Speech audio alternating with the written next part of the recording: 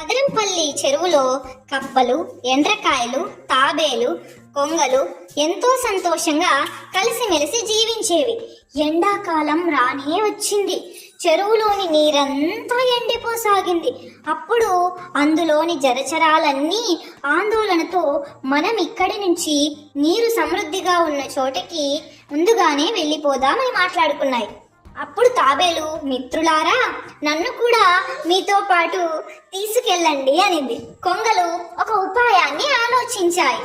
తమ మిత్రుని కోసం ఒక ఉపాయం ఆలోచించి ఒక కర్ర పుల్లను కొంగలు రెండు తమ నోటిలో పట్టుకొని ఇరువైపులా మధ్యలో తాబేలుని నోటితో కర్ర ముక్కను పట్టుకోమని చెప్పాయి.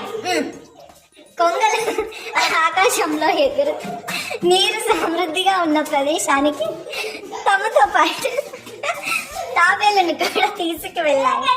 తాబేలు తమ మిత్రులైన కొంగలకు కృతజ్ఞతలు తెలిపింది. సంతోషంగా అందరూ కలిసిమెలిసి జీవించసాగారు.